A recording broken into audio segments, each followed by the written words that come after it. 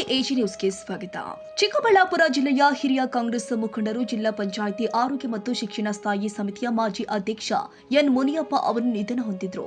ಅವರಿಗೆ 79 ವರ್ಷ ವಯಸ್ಸಾಗಿತ್ತು. ಪತ್ನಿ 5 ಪುತ್ರರು 3 ಪುತ್ರಿಯರು ಸಹಿತ ಅಪಾರ ಬಂಧು ಬಳಗವನ್ನ ಅವರು ಅಗಲಿದ್ದಾರೆ.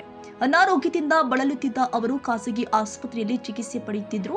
ಅಂತಿಮವಾಗಿ ತಮ್ಮ ಸ್ವಗೃಹದಲ್ಲಿ ನಿಧನರಾಗಿದ್ದಾರೆ.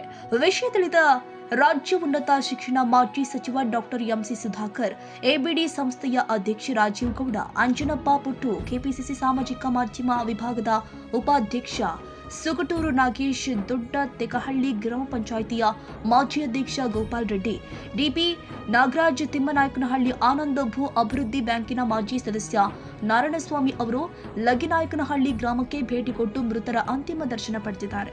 ಶಿಡ್ಲಘಟ್ಟ ವಿಧಾನಸಭಾ ಕ್ಷೇತ್ರದ ಮಾಜಿ ಸಚಿವ ವಿ ಮುನಿಯಪ್ಪ ಅವರ ಅಪ್ಪಟ ಅಭಿಮಾನಿ ಆಗಿದ್ದ ಎನ್ ಮುನಿಯಪ್ಪ ಅವರು ಲಗಿನಾಯಕನಹಳ್ಳಿ ಹಾಲು ಉತ್ಪಾದಕರ ಸಹಕಾರ ಸಂಘದ ಅಧ್ಯಕ್ಷರಾಗಿ 15 ವರ್ಷಗಳ ಕಾಲ ಸೇವೆ ಸಲ್ಲಿಸಿದರು.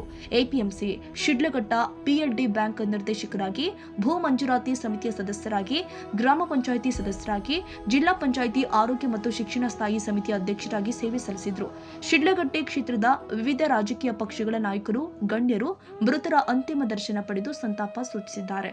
ಅದರಲ್ಲಿ ಪ್ರಮುಖವಾಗಿ Shri Venkateshwara college of engineering ವ್ಯವಸ್ಥಾಪಕ ನಿರ್ದೇಶಕ ಡಾಕ್ಟರ್ ಶಶಿಧರ್ ಮುನಿಯಪ್ಪ, ಕವಿಕಾ ಮಾಜಿ ನಿರ್ದೇಶಕ ಗಂಜಿಗುಂಟೆ ಮೌಲಾ ಇನ್ನಿತರರು ಸಂತಾಪ ಸೂಚಿಸಿದ್ದಾರೆ. ಮೃತರ ತೋಟದಲ್ಲಿ ಅಂತ್ಯಕ್ರಿಯೆ ಕಾರ್ಯವನ್ನ ನೆರವೇರಿಸಲಾಗಿದೆ. ಪುತ್ರ ನಾರಾಯಣಸ್ವಾಮಿ ಹಾಗೂ ಕುಟುಂಬದ ಸದಸ್ಯರು, ಗ್ರಾಮಸ್ಥರು ಉಪಸ್ಥಿತರಿದ್ದರು. ತಮೀಂ ಪಾಷಾ, ಎಜಿ ನ್ಯೂಸ್, ಶಿಡ್ಲಘಟ್ಟ.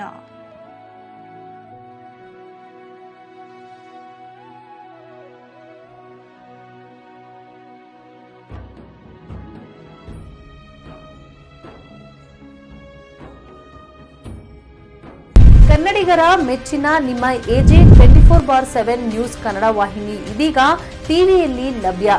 ವೇಳೆ ನೋಟಿಸ್ ಕೊಟ್ಟಿದ್ರೆ ವಾಪಸ್ ತಗೋತೀವಿ. ಇವತ್ತು ವಕ್ಫ್ ಪ್ರಾಪರ್ಟಿ ಅಂತೇಳಿ ಬರ್ತದೆ ಅಂತ ಹೇಳಿದ್ರೆ ರೈತರು ಬೀದಿಗೆ ಬಂದ್ರೆ ಏನ್ ಮಾಡ್ಬೇಕಾಗತ್ತೆ? ಯಾರು ವೋಟ್ ಹಾಕಿಲ್ಲ ಅಂದ್ರೆ ಗ್ಯಾರಂಟಿನೆಲ್ಲ ಸ್ಟಾಪ್ ಮಾಡ್ಬಿಡ್ತೀವಿ.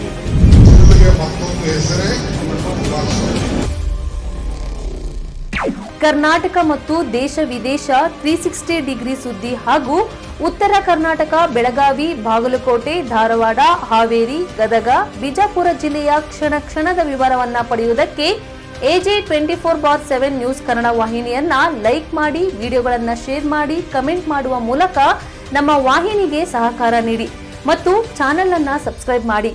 ಧನ್ಯವಾದಗಳು.